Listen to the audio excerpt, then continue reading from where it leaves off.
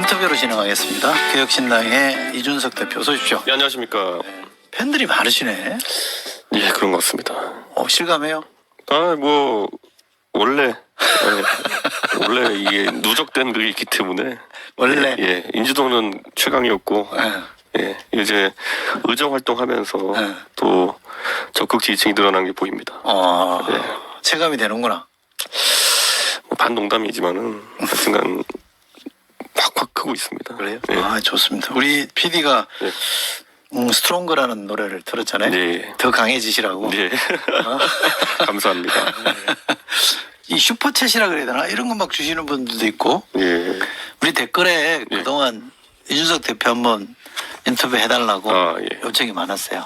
저는 하기 싫었는데 이 압박에. 아이고, 이게 주말 아침 방송이 원래 어려운 방송인데. 뭐 저야 그렇다고 치고 네. 오늘 좀 쉬어야 되는데 일찌감치 나오시게 해서 미안합니다. 요즘도 필리버스터랑 계속 무제한으로 이제 국회 진행되고 있다 보니까요. 주중 주말이 없습니다 요즘. 예. 오늘도 이따가 오후에 필리버스터 종결 투표랑 또 투표한다고 하는데. 토요일도 해요? 예, 본회의해요? 예.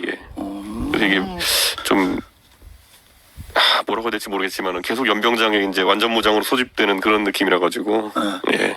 어떻게 할지 모르겠습니다. 이제. 나날이 크고 있다고 하니까 네. 듣기 좋습니다. 어쨌든 오늘은 제가 현안에 대해서는 그렇게 예.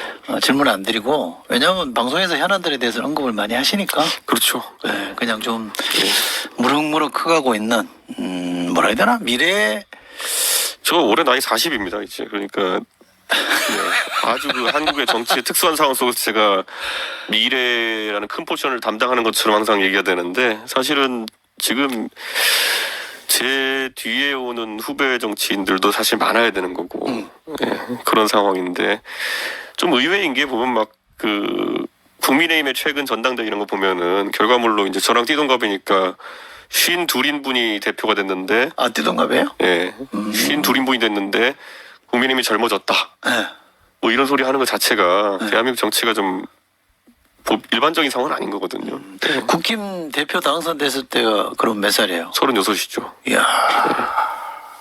그러니까 36살이 당대표를 만들었던 당에서 52 당대표가 됐더니 젊어졌다라고 하는 것 자체가 나이가 들었다고 보는 게 오히려 맞는 거거든요. 네. 그렇지. 네. 물리적으로 당연 그런 거니까. 그러니까요. 제가 정무수할 때 하신 당선되셔서 네. 축하의 말씀을 전했던 기억이 납니다. 그때 제가 이제 기억나는 게 정무수석 하실 때 아침에 무슨 02번호로 전화 왔는데 700에 8080 이런 건 아니었던 것 같고 뭐 안 받았더니만 전화 오셔가지고 그거 대통령 전화라고 받으라고. 맞아. 대통령이 굉장히 기분 좋아하셨어요. 아, 예. 네. 왜냐 한국 정치사 이런 일이 없었던 네. 거니까 굉장히 좋아하시더라고요. 자 그러면 조금 큰 질문들로 좀 저희가 해볼 텐데 제가 그냥 대뜸 이 질문부터 드릴게요. 왜 정치하세요? 저는 정치하면서 다른 건 몰라도요. 제가 정치를 할 수 있었다는 것 자체가 굉장히 특이한 상황이었다. 뭐 많은 분들이 제가 처음에 비대위원 입문하니까 저거 집에 보면은 뭐 정치인 출신 집안 아니냐, 2세 3세 정치인 아니냐부터 그렇지. 해서 뭐 좀 음모론적인 분들은 제가 진짜 박근혜 숨겨놓은 아들이냐 뭐 이런 것부터 시작해서 맞아 그런 얘기도 있었다. 굉장히 맞아. 그런 생각을 많이 하셨던 게 그런 게 없으면 정치를 못 한다고 생각하는 거예요. 근데 이제 어쨌든 그런 건 전혀 없었고 다 보시면 알겠지만은 주류에 꼭 이렇게 동화되거나 아니면은 순치되지 않고 정치를 할 수 있다는 걸 보여주기 위한 게 제 지난 10년 동안의 고생길이었고 저는 어쨌든 정치도 그렇고 뭐 경제도 그렇고 모든 면에서 대한민국 사다리가 유지되길 바라는 게 있어요. 사다리? 예. 그러니까 제 이력도 많은 분들이 알지만은 정말 상계동에서 예전에 종점 사는 화이트 칼라 집 그냥 아들이었는데 종점. 예, 4호선 종점이었죠. 예. 어쩌다 지금은 또 동탄의 GTX 종점에 제가 살게 되었는지 모르겠지만은 이 종점 사는 사람들의 생각이라는 건 다 비슷해요. 끝없는 좀 더 중심에 가까운 지점으로 가기 위한 그런 노력의 연속이거든요.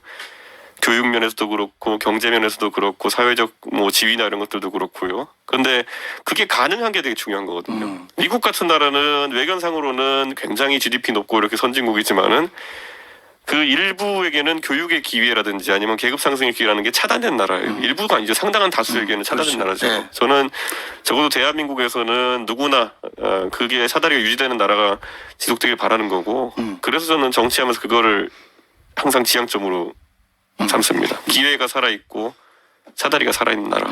그거 만들고 싶어서 아니면 그 상태를 유지하고 싶어서 정치합니다. 사다리론이네요. 좋네요. 그렇죠. 근데 이게 워낙 광범위한 개념이긴 한데 네. 예, 적어도 대한민국에서 뭐 출신 성분 때문에 아니면 뭐 경제적 상황 때문에 어떤 꿈을 꾸는 것 자체가 금지되거나 아니면 실질적으로 막혀 있다고 한다면은 저는 그걸 해소하기 위해서 노력할 겁니다. 예. 자랑할 기회를 드리려고 하는데 하버드 나왔잖아요. 네. 제가 하버드 나온 사람이랑 방송도 해보고 이 유튜브에 음모론자 하시는 분들은 제가 졸업 안 했다고 또 난리를 또 이렇게 하는데 왜 또 그런 얘기가 나와요? 모르겠어요. 그러니까 사실 학부 다니신 거잖아요. 예, 학부 그러니까. 졸업하고 네. 그래서 제가 또 이번에 미국에 출장을 가게 됐는데 또 미국 민주당 전당대회 간 김에 또 보스턴도 들려가지고 목요 노래마을 방문하고 오려고 합니다. 오래간만에 가는 거예요? 그렇죠. 한 15년 만에 가네요 거의. 그러면 이제 아까 이제 사다리론을 말씀하셨는데 그 이제 사회적 사다리 예. 이런 것들이 이제 튼튼해지려면 예.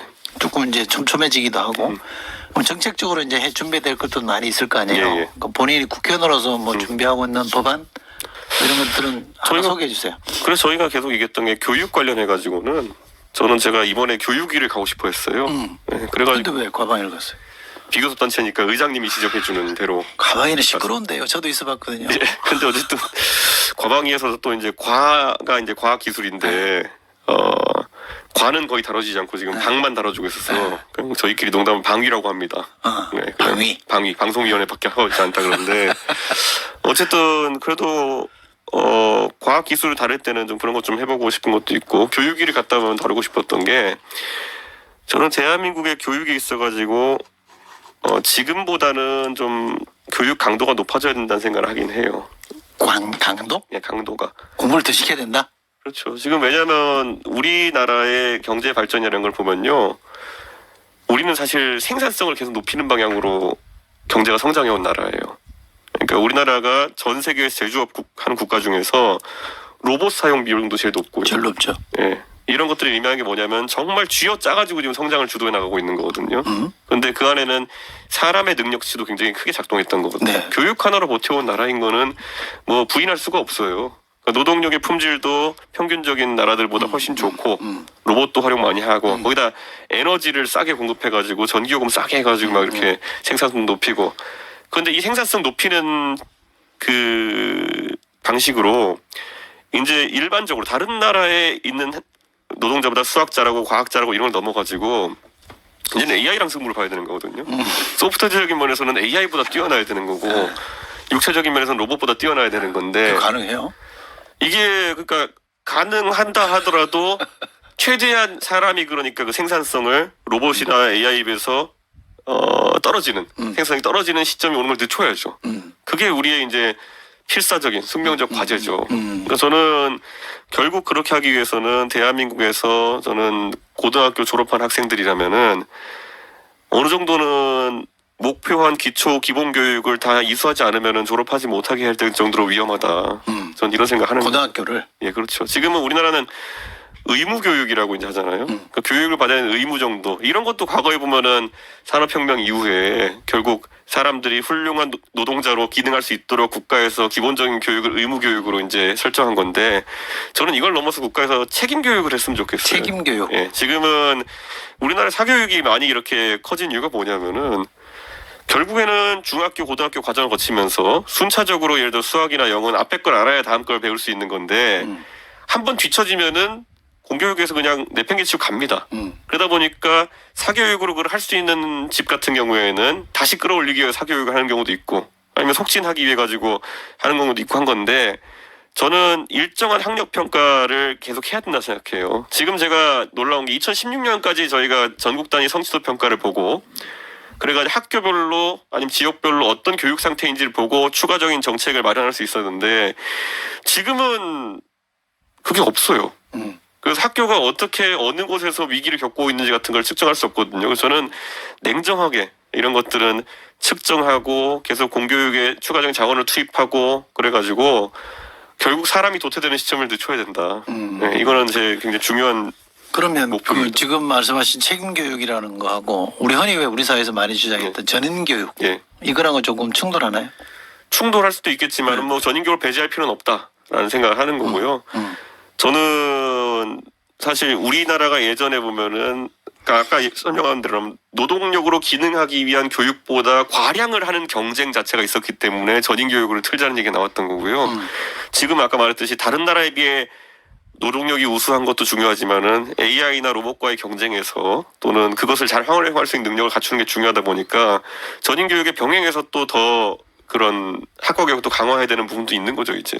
이거를 저는 안 했을 때는 사실 굉장히 위험한 것이 이미 우리가 문이과 구분을 없애는 추세이기도 하고 이런 것이 과거에 소위 말했던 문사철만 교육하는 형태로는 지금 현대 그냥 일반적인 직장인으로 취업했을 때도 경쟁력이 좀 저하된다는 얘기가 나오는 거거든요. 저는 교육 제대로 이제 갈아엎어야 되는 시기가 왔다. 근데 대통령께서는 교육 개혁한다 해놓고 그걸 사교육 때려잡기로 했는데 뭐 인터넷 강사 때려잡고 이런 정도만 건드린 게 피상적으로 건드린 게 전 굉장히 안타깝습니다. 지금 윤석열 정부에서. 알겠습니다.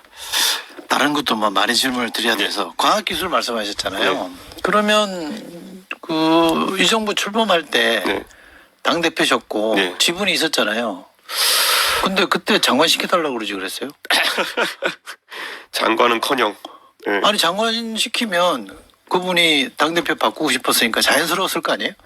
그러니까 이런 거죠. 그러니까 만약 윤석열 대통령이 지금 와서 저 쫓아내려고 했을 때 만약에 저한테 윤석열 대통령이 솔직한 얘기로 아 이번에 제가 대통령이 됐는데 뭐 초기에 정책 드라이브 걸고 하는 데 있어가지고 저랑 아주 찰떡궁합인 당대표랑 좀 일하고 싶습니다 라고 얘기했으면은 제가 무슨 재단을 했겠죠. 근데 윤석열 대통령의 가장 큰 문제는 사람이 음침한 거예요.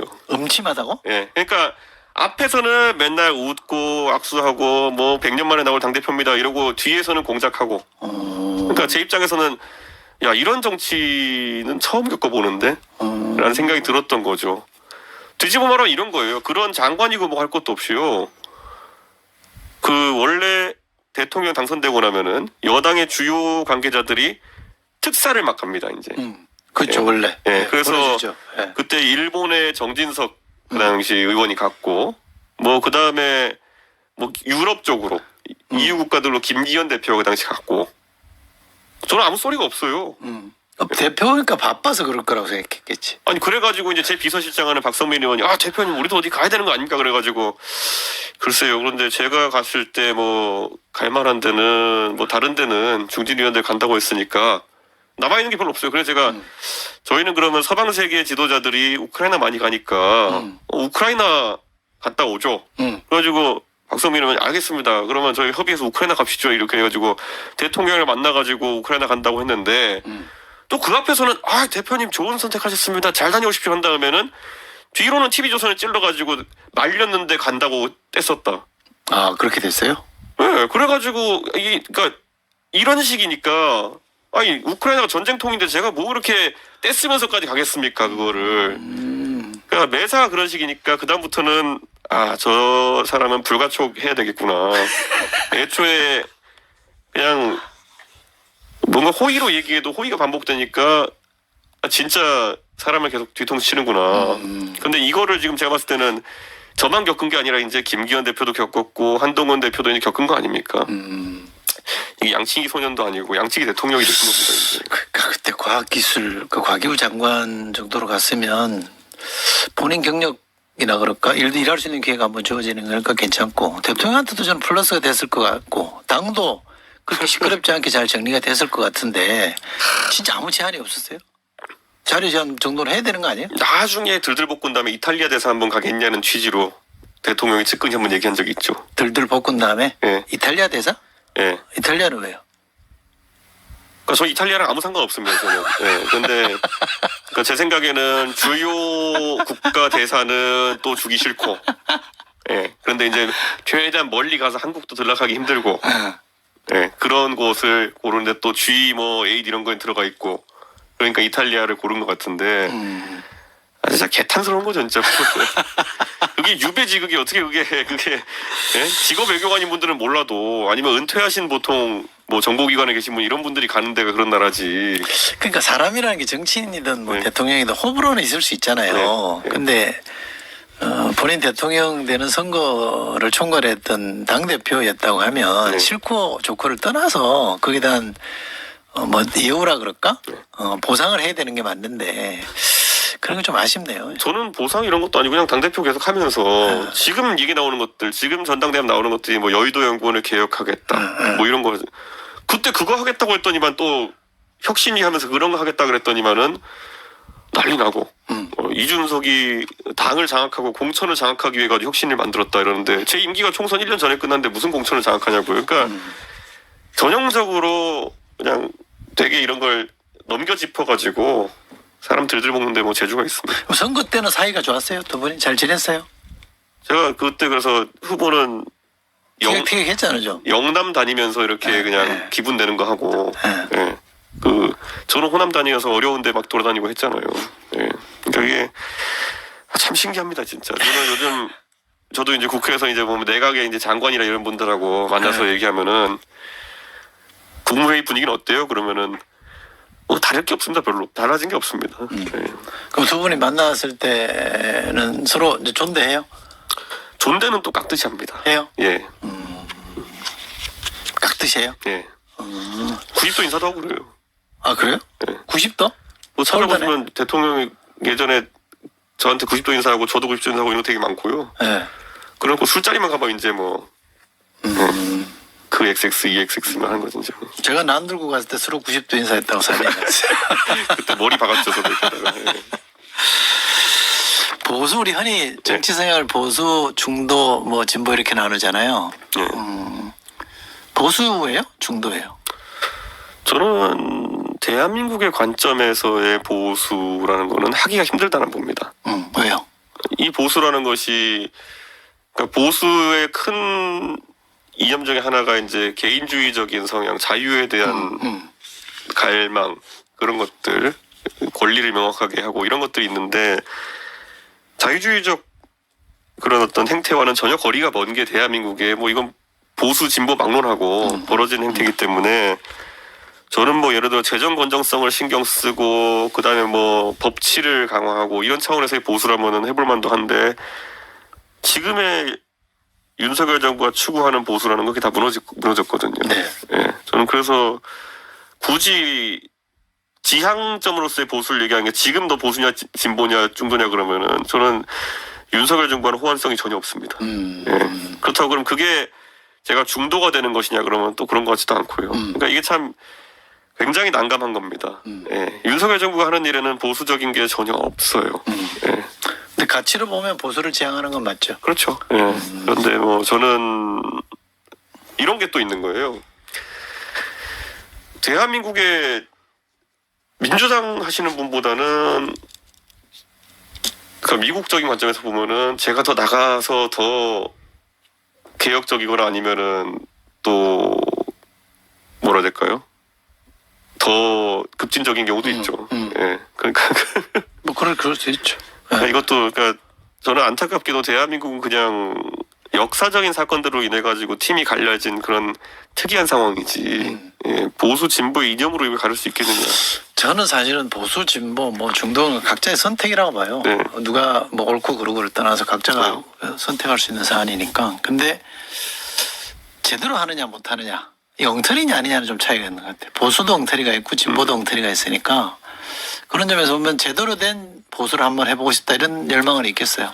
그렇죠. 그리고 정책이라는 건 저도 그러니까 대한민국의 보수라고 지칭하는 사람들도 예전에 보면은 처칠과 애틀리 같은 경우에도 결국 이 사람들이 보수냐 진보냐라는 가릴 수 없는 협치를 좀 했던 거잖아요. 나중에 가면은. 근데 저는 정책에 대한 스탠스는 그때마다 합리적으로 판단하면 되는 거고 다만 개인의 자유와 권리가 지켜지고 있느냐는 항상 철칙처럼 가져가야 되는 부분이 있다라고 생각하는데 태생적으로 좀 대한민국의 빨간당 파란당 둘 다 전체주의적인 면이 너무 큰 거예요. 제가 봤을 때는. 예. 말씀 들어보면 제가 배운 지식으로는 보수주의보다는 약간 자유주의에 대한 선호가 그렇죠. 강한 것 같아요. 보수적 자유주의자라고 제가 그래서 항상 얘기를 하는데 좋습니다. 네. 네. 자, 그러면 조금 더 이제 현실 정치로 와서 한국 정치 이제 진짜 국회 네. 나오시니까 체감하고 계실 테고 네. 13년에 정치권에 들어왔던가요? 12년. 12년에 네. 들어왔잖아요. 그럼 벌써 12년 차 예. 되는데 그때보다 정치가 좀 많이 나빠졌죠. 솔직히 말하면은 저희 22대 동료 의원들에 대해서 제가 평가하는 건 참 죄송스럽지만은 19대 국회를 제가 처음 봤는데요. 네. 19대 국회에 비해서 개개인의 그냥 제가 피상률 이력만 보고 판단했을 때는 전문성이 더 떨어지고 있습니다. 네. 그리고 격전지가 많이 사라지고 있잖아요. 네. 그래가지고 치열한 선거나 아니면은 이런 공약 전쟁 같은 것도 없어지고. 알겠습니다.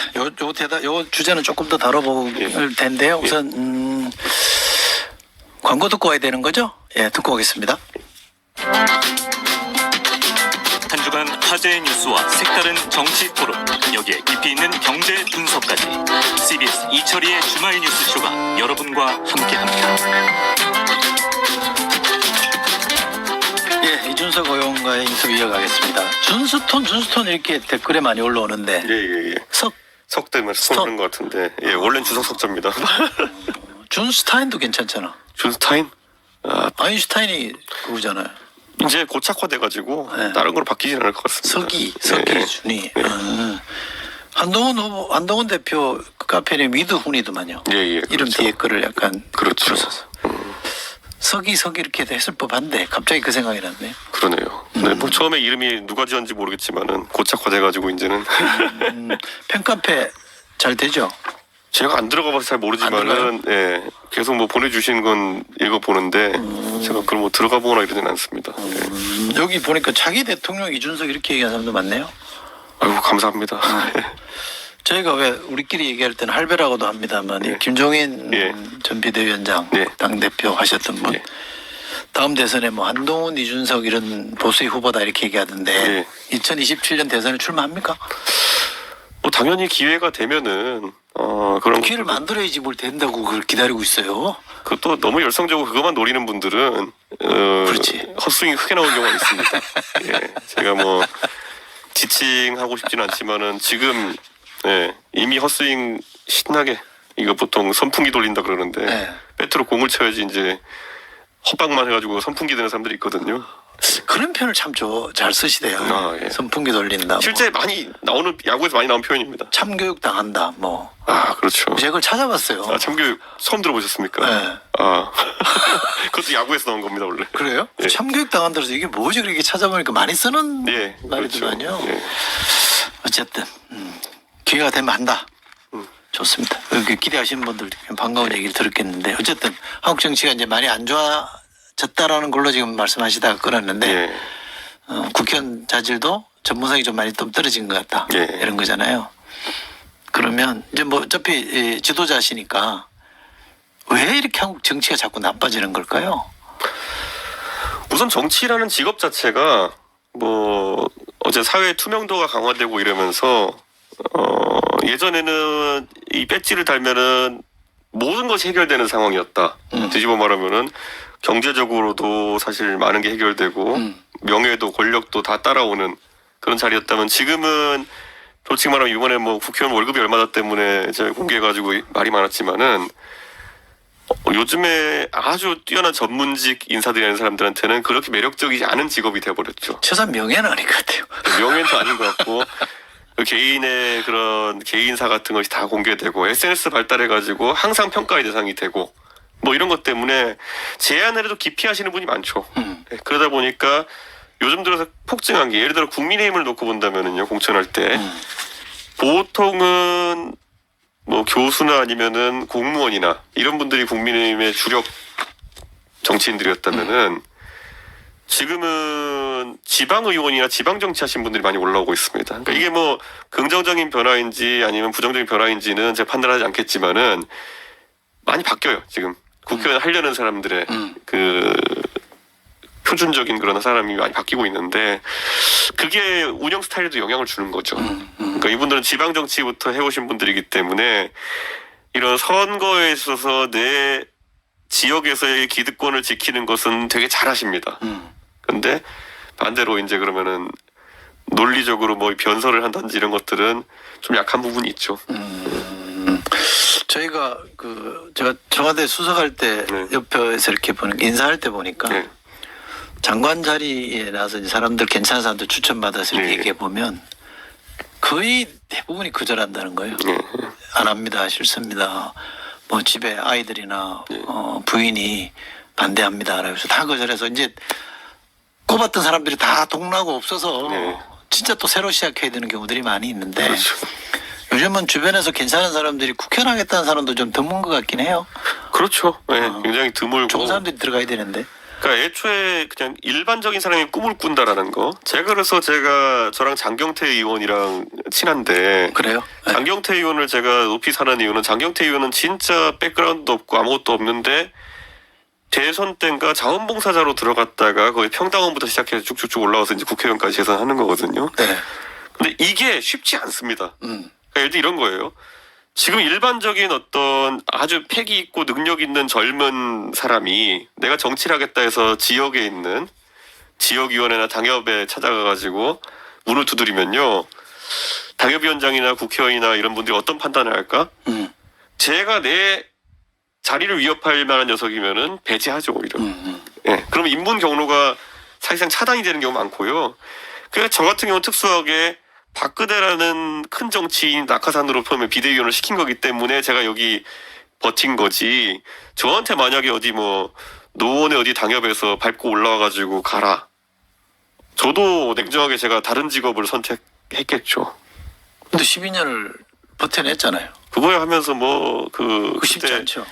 이철이 수석과 썰전도 하고 이러면서 근데 어쨌든 예. 사람들이 좋은 사람들이 이제 정치를 안 하려고 하고 공직에 안 들어가려고 하는 게 문제인데 예. 그럼 그 사람들 들어오게 하려면 어떻게 해야 돼요? 저는 이런 거 우선 제도적으로 바꿀 필요가 있다 보는 게요. 그러니까 제도? 아마 지금 청취자분들도 이거 한번 고민해 보시면 좋겠는 게 아까 제가 지방의원으로 시작해서 올라오고 이런 되게 힘들다 그랬잖아요. 미국은 그런 거 다 합니다. 미국은 주 하원 의원 이런 거 하다가 그렇죠. 연방 하원 의원, 연방 상원 의원 이렇게 올라가는 통로가 있거든요. 그렇죠. 근데 우리나라는 그게 안 되는 게 뭐냐면요. 이 국회의원들이 법을 바꿔야 되는데 교묘하게 지방의원이랑 국회의원 뽑는 주기를 2년씩 교체해놨습니다. 그러니까 구의원 하다가 다음에 시의원 가는 게 거의 불가능하고 왜냐? 국회의원이 그렇게 성장하려는 사람을 절대 공천을 안 줍니다. 그만두고 출마를 하면 또 벌점 줄 거려? 그렇죠. 아. 그만두고 출마하면은 국회의원 출마할 때 페널티 주고 그러니까. 주민들도 나쁘게 보고 그리고 2년 놀다 출마하려면 그 사이 다 까먹고 그래가지고 사실 그 이동 통로가 없기 때문에 그래서 보통 우리가 여기도 얘기하는 게 여기는 신분이 처음에 시작할 때부터 구의원으로 시작하면은 육두품 예를 들어 뭐 국회의원 시작하면은 진골 갈려가지고 극복할 수 없는 그런 계급이 생긴다 이렇게 얘기하는 경우도 있어가지고 저는 그런 거를 주기를 일치시키는 게 중요하다. 그거는 빨리 제도적으로 변화해야 되는 거고 저는 제가 또 거기에 더해가지고 시장과 시의원을 같이 뽑는 것도 말이 안 된다는 생각을 하거든요. 시장과 시의원. 예. 그러니까 그러다 보니까 시장이 예를 들어서 빨간당이 되면은 시의원도 빨간당이 다수당이 되는 경우가 대부분이죠.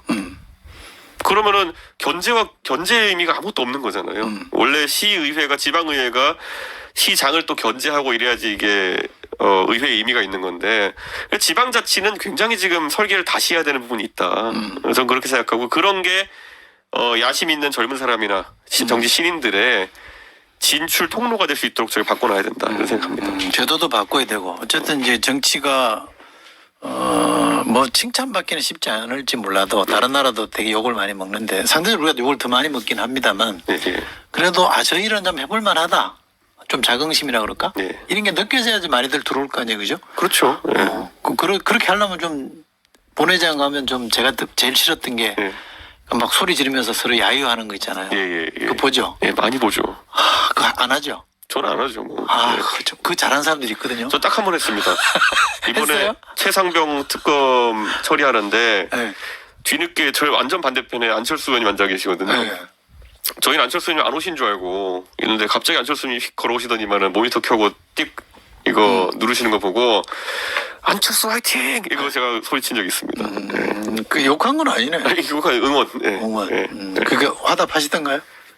황급히 나가시더라고요. 리액션 없이. 예, 예. 그래서 쫓아가서 악수했죠. 정말 감사합니다. 이렇게 하고. 예. 최상병 특검 이거 기왕에 말씀하신 네. 김에 어떻게 풀어야 돼요 지금? 저는 이런 거죠. 그러니까 보통 특검이라 그러면은 제가 예전에 박근혜 대통령이 탄핵되기 전에 이제 국정농단 특검을 보면은 그 임명장을 보면요, 되게 특이하게 돼 있어요. 아 그래요? 박근혜 정부의 민간인에 의한 국정농단 사건 조사를 위한 특검인가 이름이 그래요. 그리고 임명한 사람이 대통령 박근혜예요. 그러니까 자기 수사는 사실 그 특검을 대통령 박근혜가 임명장을 준 그렇죠. 거거든요. 그렇게 돼 있죠. 네, 거부권도 쓰지 않고요. 네. 사실 우리가 또 잘 알지만은 드루킹 특검은 당연히 임명권자가 문재인 대통령이셨고요. 맞아요. 네. 그러다 보니까 관례상 본인과 관계된 특검은 오히려 대통령들이 사실상 야당의 뜻을 많이 반영해서 이제 특검을 임명한 건데, 문제는 저는 윤석열 대통령 본인이 결국엔 특별검사를 해봤기 때문에 문제다. 특별검사 팀이 해봤다. 있어봤기 때문에. 한동훈 대표도 마찬가지고. 특검은 신기한 게 뭐냐면은 무조건 기소를 합니다. 특검의 결과가 불기소로 종결되는 경우는 없어요. 옛날에 저기 뭐죠? BBK 특검이 어용부에 끝나지 않았어요? 그거는 어용 특검이라고 우리가 항상 얘기하지만은, 그러니까 이렇게 야당이 주장해서 뭔가 특검을 하게 되면은 무라도 썰어야 된다라는 이제 느낌이 강하죠. 강박관념 있죠. 네. 그래서 실제로 그 드루킹 특검 같은 경우에도 허익범 특별검사가 되게 중간에 뭐 증거 취합도 안 되고 해가지고 조롱도 많이 받았어요. 이거 맹탕 특검 아니냐, 기소를 할 수 있겠냐 그랬는데 결국 김경수 지사와 그 드루킹 일당을 불구속 기소했거든요. 근데 공소 유지하는 과정에서 엄청나게 보강해가지고 결국에는 김경수 지사가 구속되는 상황까지 간 거예요. 그러니까 특검은요, 이거 굉장히 기소를 못하고 처벌을 못 이끌어내면은 불명예인 거예요. 그러다 보니까 윤석열 대통령이 지금 가장 두려워하는 거는 뭐로 가도 기소 아니냐, 이런 걸 거예요. 근데 저는 도대체 윤석열 대통령이 특별검사 하던 시절에 수사를 어떻게 하셨길래 예? 이거 하면은 어떻게 여당들 탄핵 간다라는 얘기가 나오는 거냐. 그러니까 그때 그럼 뭐로 가도 탄핵으로 수사하셨던 거냐. 이건 불안감이 지금 자리하고 있는 것 같은데, 저는 수사 범위에 대해 가지고는 좀 좁힐 필요도 있다고 생각합니다. 네. 솔직히 박근혜 정부의 국정농단에 대한 특검이라고 하는 거는 원래 보통 특검이 뒤에 보면은 뭐 1, 2, 3, 4 이런 것들에 대해서 수사하고 등 인지되는 것에 대해서 수사한다 있잖아요. 윤석열 대통령은 그거에 대한 트라우마가 있는 것 같아요. 근데 이번에는 좀 범위를 한정적으로 해야 될 필요가 있지 않나. 등 붙이지 말고. 예. 그런 생각이, 등을 붙이되 현실적으로 수사 인력이나 이런 것들이 너무 넓게 뻗어나가지 못하게 좀 제한하는 정도는 타협할 수 있지 않겠나. 그런 생각합니다. 이 보면은 거의 뭐 100명 팀을 꾸려가지고 3개월에 3개월 연장해서 6개월 동안 수사한다 그러면 거의 그게 이제 윤석열 특검 팀장이 했던 거긴 한데 뭐 1000명 넘게 수사했대잖아요. 특검이 뭐랄까 좀 굉장히 우리 사회에 중요한 그 현안을 다루는 일인데, 박영수 특검은 구속되기도 했고, 예. 지금 금방 말씀하신 허익금 특검은 지금 뭐 어디죠? 박문진 이사. 박문진 이사로 최근에 임명되셨죠. 그러니까 그런 중요한 역할 하신 분들은 조금 안 하시면 좋지 않을까. 응? 왜냐면 자꾸 이렇게 정치 바람을 타기 시작하면 예. 전체가 또 그런 쪽으로 해석이 돼버리니까. 그러니까요. 근데 그 당시 허익법 특권의 상황이라고 하는 건 제가 보니까 그때 자유한국당에서 추천하려고 그럴 때 하려는 사람이 거의 없었다고 해요. 사실 그때 문재인 정부 인기가 굉장히 좋을 때였는데 그 특검하고 있으면은 변호사 비즈니스도 거의 못 하실 테고 그러다 보니까 오히려 허익법 특검은 당성이 강했기 때문에 그런 걸 하신 게 아니냐라는 생각을 저는 하는 거죠. 오히려. 그러면 한동훈 지금 대표가 제시했던 대안, 예. 제3자 추천에 예. 대법원장이 아닌 그런 방식으로 풀면 지금 말씀한 수사 범위도 좀 좁히고 하면 타협이 될까요? 타협이 되는 게 정상이고 이미 지금 상황에서도 사실 받아야 되는 건데, 저는 특검 해본 사람이 특검 무서운 거 제일 잘한다고. 예. 윤석열 대통령은 그냥 특검 자체가 다 싫은 것 같습니다. 안 받을 거다. 어디로 튈지 모른다고 생각하겠죠. 그럼 한동훈 대표는 어떻게 해요? 본인이 한 얘기도 있는데. 뭐 그냥 시건한 거죠. 에? 시건한 거로 끝나는 거죠. 아 그래? 예. 제가 봤을 땐 지금 이번에 권성동 의원님이 계속 이제 뭐 그 공익제보자라고 하는 김규현 변호사의 당파성이라는 걸 문제 삼는 걸로 봐가지고 네. 아마 특검의 수사 범위에 그런 것도 넣자고 주장할 가능성이 있어요. 그래가지고 특검 출범시켜놨더니 엉뚱하게 그런 거 수사하게 만들고 이런 상황이 나올 수 있는데 그랬다가는 민심의 역풍 크게 맞을 겁니다. 네. 그럼 지난번에는 김건희 여사 문자는 읽고 씹었는데 네. 익씹이었는데 이번에 말하고 씹는 거예요? 그럴 수도 말십이에요? 있겠네요. 그럴 수도 있겠네요. 예, 지금 진퇴양난일 겁니다. 예. 그래도 본인이 그거 안 했다가는 어떻게 될 건지는 좀 두려울 텐데. 저는 일성을 한 말인데. 저는 한동훈 대표 입장에서는 본인이 윤석열 대통령을 꺾을 수단이 없다고 생각할 것 같아요. 수단이 없다. 네, 그 방법에서. 네. 그리고 지금 이 판에 좀 재밌는 분들이 있는 게 조국혁신당은 계속 한동훈 특검하겠다 그러고 있잖아요. 되게 부담스러울 겁니다. 왜냐면 이게 제가 생각해 보니까 되게 당황스러운 게 보통 대통령이 거부권 쓸 때는요 형식을 이렇게 삼습니다. 여권에서 여당 측에서 대통령에게 거부권 행사를 요청하면은 내 너희를 어여삐 여겨 거부권 행사해주겠다 뭐 이런 식이거든요. 근데 예를 들어 한동훈 대표에 대한 특검이 올라간데 통과가 됐어요. 그럼 한동훈 대표가 대통령에게 저에 대한 특검인데 거부권 해주시면 안 돼요. 이렇게 할 수는 없잖아요. 모양이 안 되잖아요. 그러면은 경우에 따라 가지고 한동훈 특검만 거부권 안 쓰는 거 아니야? 그럼 진짜 웃겨지는 거죠. 그렇죠. 그런 게 한동훈 대표 입장에선 부담스럽겠죠. 알겠습니다. 평소에 들이받다가 내 것도 알아서 거부권 써주세요 이러긴 어려울 테니까 지금 저는 눈치 보고 있는 거 아니야? 이런 생각이 듭니다. 그저께 그 방통위원장 예. 저기 저 탄핵 예. 표결에 참여하셔 저는 반대했습니다. 반대했고요. 예. 그건 그렇고 지금 이제 아무래도 제일 큰 문제는 대통령 탄핵 여부 아니에요. 예, 예. 그죠? 그거는 뭐 아직까지는 야당도 뭐 일부 사람들이 얘기하긴 합니다만 공식적으로 탄핵 얘기하는 사람은 없는데 예. 어떻게 보세요? 이거를 뭐 이거 빨리 풀어야 되잖아요. 맨날 탄핵 특검 이런 걸로만 허송세월할 수는 없잖아요. 저는 탄핵이 된 다음에 대선이라고 하는 거는 뭐 어느 당에 대한 유불리 떠나가지고 국민 모두의 불행입니다. 우선 그때 문재인 대통령이 당선되실 때 경험해봤지만은 2달 내에 이제 대통령 선출해야 되기 때문에 실질적으로 후보 검증의 시간도 거의 없고 정책 검증, 상호 검증의 시간도 없고 문재인 대통령께서도 취임하신 다음에 인수위 없이 바로 국가를 운영하려고 하니까 너무 힘드셨잖아요. 없었죠. 예. 그리고 오히려 국민적 여론이 쏠리다 보니까 적폐청산 이런 거에 대한 유혹이 강해지고 예, 저는 이런 거는 안 좋기 때문에 저는 탄핵이 되는 상황이 안 나왔으면 좋겠습니다. 그렇죠. 그래서 제가 계속 임기 단축 개헌이나 이런 거를 얘기했던 게 만약에 저는 예전에 제가 박근혜 키 주면서도 박근혜 대통령의 탄핵에 찬성했던 이유는 도저히 더 이상 그 남은 임기 1년 동안 국가를 통치할 수 없는 상태라고 판단했기 때문이었어요. 지금도 만약 윤석열 대통령이 더 이상 통치할 수 없는 상황이 된다. 그러면 저는 대통령께서 개헌을 심각하게 검토하셔야 된다. 그게 그나마 좀 생산적 해법이죠. 그죠? 그렇죠. 상생의 해법일 수 있는데. 우리가 역설적으로 지금 우리가 따르고 있는 육공화국 체제라고 하는 거는 역설적으로 가장 민주주의를 파괴하려고 했던 독재자 전두환 대통령 시절에 우리가 개헌을 통해서 수립한 거거든요. 그러니까 그게 뭐냐면은 결국에는 그 당시에 국민들의 열망이라는 것이 그 철권 독재자에게도 개헌의 길을 만들어냈던 것처럼 윤석열 대통령은 그 독재자에 비할 바는 전혀 아니지만은 윤석열 대통령의 지금 완고한 태도도 바뀔 수 있다. 저는 그런 생각합니다. 그 가능성이 있을까요? 국민들이 그런 쪽으로 좀 의견을 모아주셔야죠 우선은. 예. 그러면 가능성이 있다. 그렇죠. 근데 개헌이라는 것도 지금 개헌 수요가 많이 쌓여 있는데 이게 권력 맞아요. 구조를 어떻게 바꾸느냐 정도만 가지고 또 다투지 않았으면 좋겠다. 그런 생각입니다. 되게 이제 이게 탄핵 외국 사례들을 보면 탄핵 얘기가 나오면 대통령이 조심을 해서 이제 탄핵 얘기가 안 나오게 하는데 네. 우리는 안 그런 것 같아요.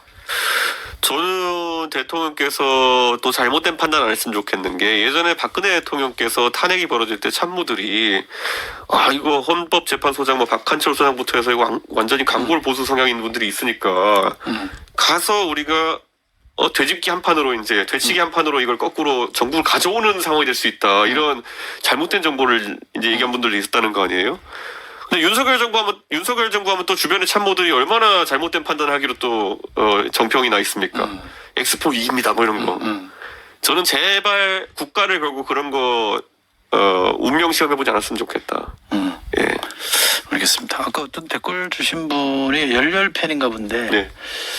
이준석 북한 특사 가자 이러던데 북한 특사요? 왜 갑자기 저는 제가 솔직히 말하면 윤석열 정부 들어서고 나가지고 대북 특사 같은 거 한번 해보고 싶습니다라고 대선 과정 중에서 윤석열 대통령한테 얘기해 본 적이 있어요. 아, 얘기 한번 했었어요? 예, 예. 근데 반응은?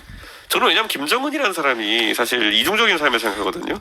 왜냐면 서구식 교육을 받은 사람이기 때문에 자기가 하는 짓이 국제적 보편적 규범에 맞지 않는 걸 알 것 같아요. 근데 이 상황에서 권력 유지를 위해 가지고 이제 이상한 행동들을 하고 있다고 생각하는데 가서 한번 얘기해보고 싶다. 아, 과거에는 중앙정부 부장 같은 사람들이 가서 보통 그런 걸 했지만은 원래 뭐 당대표가 가서 안 될 게 뭐가 있냐. 오구 신박한데? 근데 그때 뭐 그러세요 하더니만 뭐 아, 그러세요는 했어요? 예. 근데 나중에 딴 데 가서는 뭐 그걸 갖고 좀 조소적으로 얘기하셨다는 얘기 들었고. 근데 그것도 뒤에 얘기가 다 들리는군요. 굉장히 그걸 뭐 다수와 술을 드시면서 호쾌하게 말씀하시니까 다른 사람 얘기를 호쾌하게. 저라고 뭐 다른 사람 얘기 하시는 거 들은 게 없겠습니까? 그런데 예, 들으라고 한 얘기인지 참. 알겠습니다. 저도 뭐 국회의원 해봤습니다만 주말 내내 바쁘고 평일 내내 바쁘고 주말에 좀 쉬셔야 되는데 오늘 이런 시간에 아이고, 나와주셔서 불러주셔서 감사합니다. 그리고 아마 우리 댓글에서 많은 분들이 또 부르자 그러면 한참 지난 뒤에 예. 또 괴롭힐 수도 있습니다. 예, 알겠습니다. 네. 자, 요즘 국회의원 활동으로 무지 바쁘시고 그러다 보니까 지하철에 잠깐 푹 주무시기도 하고